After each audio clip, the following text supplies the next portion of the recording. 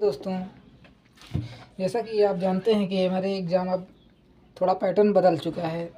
इस बार क्या हो रहा है कि 2 साल से कि ये आपके एमसीक्यू कितने आ रहे हैं, 20 एमसीक्यू आ रहे हैं और 70 नंबर का पेपर तो ऐसे ही एट इज हो रहा है। ये है आपके हाफ ईयरली एग्जामिनेशन इंग्लिश का पेपर क्लास 9th का। ये आपका मॉडल पेपर है और देखिए इसके सारे क्वेश्चन ही इंपॉर्टेंट हो सकते हैं आपके लिए, तो आप इसको ध्यान से देखिएगा। कैसे करते हैं देखिए। सबसे पहले आपको क्वेश्चन नंबर 1 to 3 में क्या करना है, आपको एक पैसेज दिया गया है यहाँ से यहाँ तक का, आप उसको पढ़ना है यहाँ से और इससे रिलेटेड ही सारे क्वेश्चन हैं। देखिए जैसे वाट वर द पीपल वाचिंग, जैसे आप इसमें देखेंगे तो ये लिखा हुआ है कैप्चर वाज स्विमिंग। देखिए capture shark in the aquarium, ये देख रहे थे। How long had the man being missing, इसका आंसर इसमें देखिए कितनी 3 वीक्स से मिसिंग था। ठीक है, उसके बाद क्या दिया है, व्हाट डिड दे सडनली सी, उन्होंने क्या अचानक देखा, water lies in the form, ये भी आंसर इसी में आपको मिल जाएगा। ओके, तो चलिए देखिए आगे क्या है। क्वेश्चन नंबर 4 में choose the correct option to the answer, ये भी एमसीक्यू है। देखिए ही राइट अ नॉवेल, इसमें क्या हो सकता है आपका वैसा फिल करना है। इसमें होगा ही रॉट अ नॉवेल, ना ही राइट होगा, ना ही राइट्स होगा, ना ही हैड राइट होगा, तो आपको इसमें नॉन ऑफ दिस लगा सकते हैं। फिर Delhi is the capital of India, ये तो आपको रटना, ये सभी को रटा होता है। Is the capital of India कोई भी होता है तो यहाँ पर क्या हो जाएगा, द हो जाएगा, ए नंबर आपका सही हो जाएगा आंसर।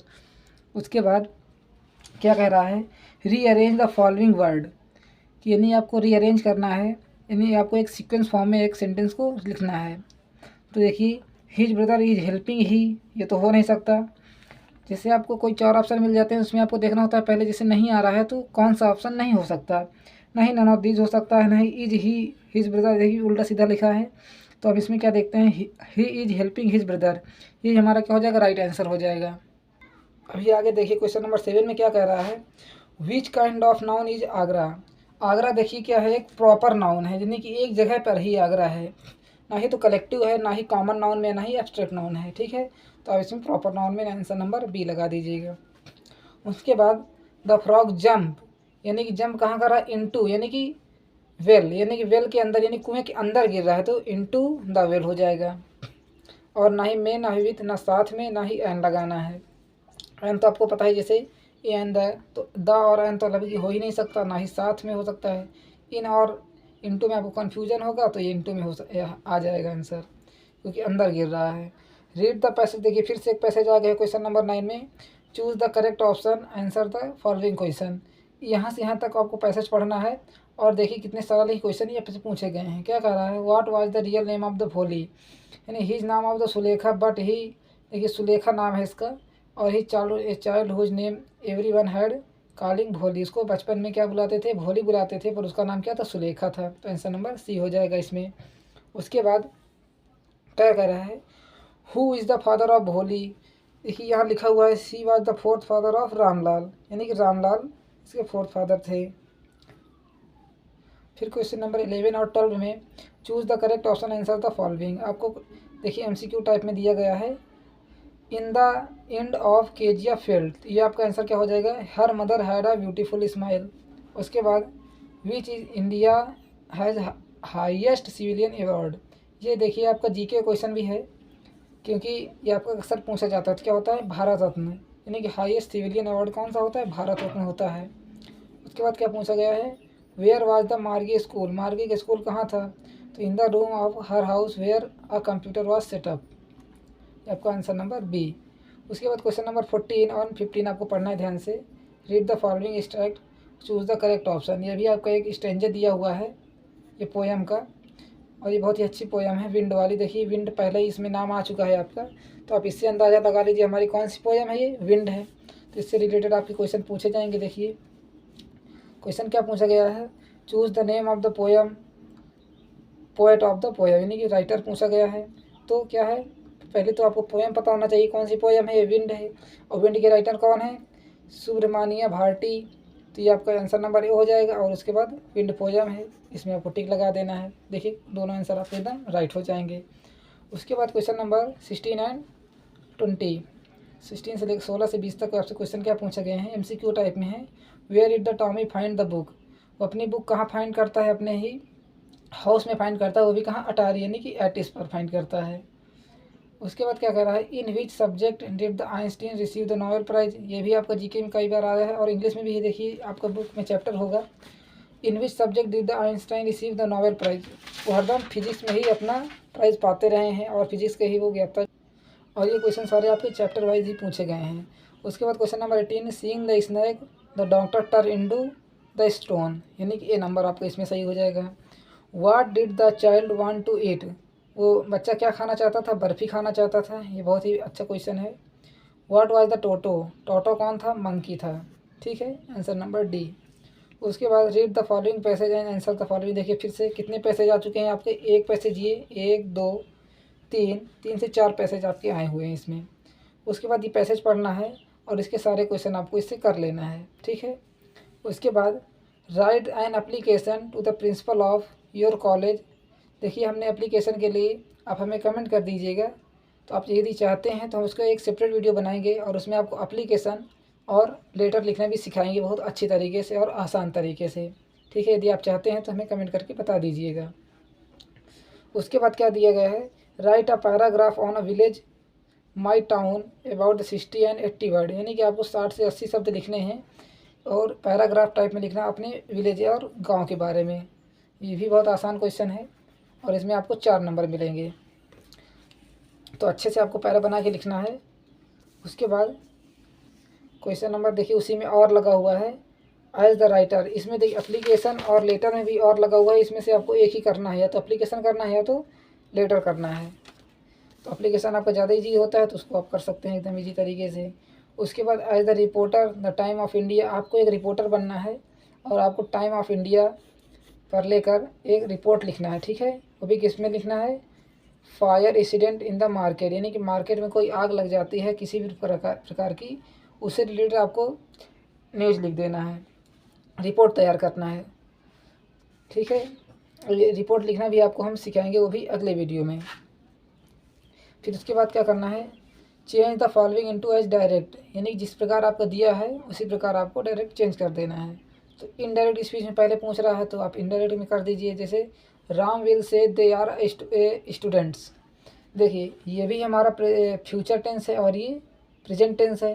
अगर ये पास्ट होता तो यहाँ हमारा चेंज हो जाता।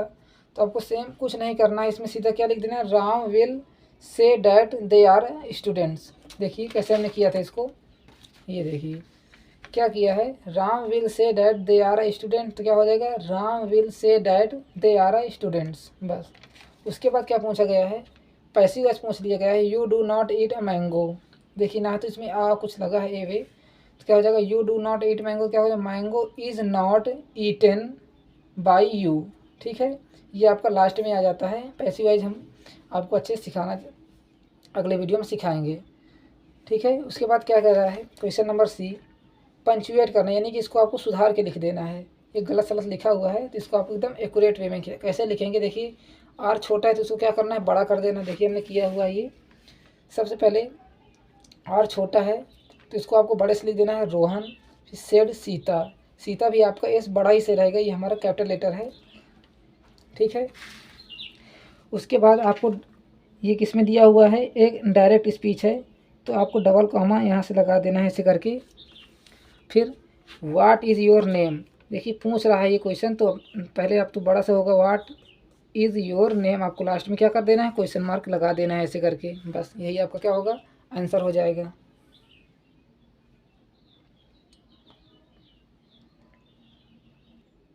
उसके बाद क्या कह रहा है आपसे, पंचुएट के बाद ट्रांसलेट इनटू इंग्लिश, यानी क्वेश्चन नंबर डी। और ये क्वेश्चन एक कितने नंबर का है, 4 मार्क्स में आपको आया है। देखिए 1 2 3 4, यानी 5 सेंटेंस दिए हैं, उसमें आपको 4 नंबर लिख देना है। अब तो ये बहुत छोटा आने लगा है, पहले बहुत बड़ा आता था ये ट्रांसलेशन। तो क्या है, श्री राम अयोध्या के राजा हैं, तो क्या हो जाएगा, Shri Ram was a king of Ayodhya. उसके बाद उनकी पत्नी का नाम सीता है, यानी उसके पहले क्या लिखा हुआ है, ये 4 भाई थे, तो क्या हो जाएगा, दे वाज लगेगा क्योंकि इसमें थे था, तो दे वाज 4 ब्रदर्स। ठीक, उसके बाद उनकी पत्नी का नाम सीता था, तो इसमें भी देखिए था है, तो क्या हो जाएगा, his wife name was the Sita.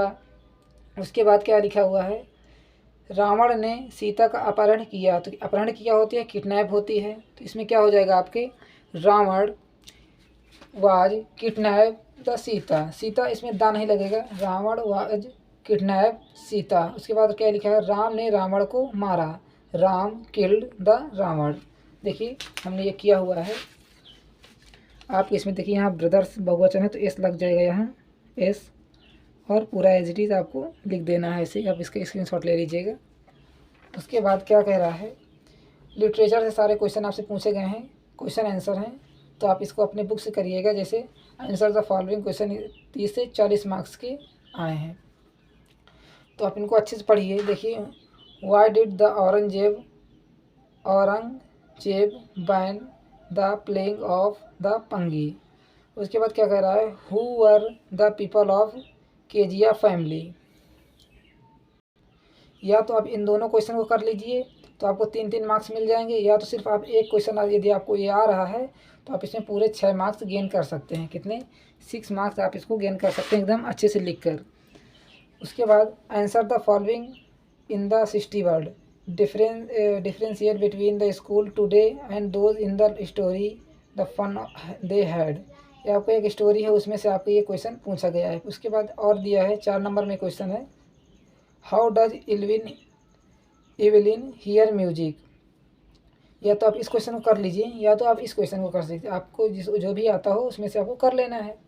Question number 7, right 4 line poem. देखिए आपको पेपर में 4 लाइन पोएम तो 9th-10th में आती ही है, तो आप इसको अच्छे से एकदम रट लीजिए। और ऐसी पोएम लिखना है जो पेपर में ना आई हो, तो पोएम आती ही आती है, और ऐसी पोएम लिखना है जो आपके पेपर में ना आई हो। देखिए लिखा हुआ है, do not copy line in the given question paper. ठीक है। क्वेश्चन नंबर 8 में क्या है, राइट द सेंट्रल आइडिया। आपको सेंट्रल आइडिया 40 से 50 शब्द में लिखना है। देखिए पहले सेंट्रल आइडिया जो भी आता हो आपको उसका नाम लिख देना है, फिर पोएम का नाम तो आपने लिख ही दिया, इसमें दिया हुआ है। उसके बाद राइटर का नाम भी आपको पता होना चाहिए, बहुत ही मेन होता है। ठीक। उसके बाद क्या कह रहा है, question number 9, answer any one of the following question 30 से 40 शब्द में। देखिए शॉर्ट आंसर है ये भी, तो 3 मार्क्स के आपके ये आंसर हैं, तो आपको जो भी आता हो उसमें से कर लेना है दोनों। फिर आंसर 1 ऑफ द फॉलोइंग, देखिए इसमें से 1 करना था, इसमें भी 1 आपको करना है। ए आता हो तो ए कर लीजिए, बी आता है तो बी कर लीजिए। उसके बाद आंसर नंबर 10 में जो भी आता हो आपको कर लेना। यदि आपको ये वीडियो अच्छा लगा हो तो प्लीज़ वीडियो को लाइक कर लेना, और जाते जाते चैनल को सब्सक्राइब भी कर लेना।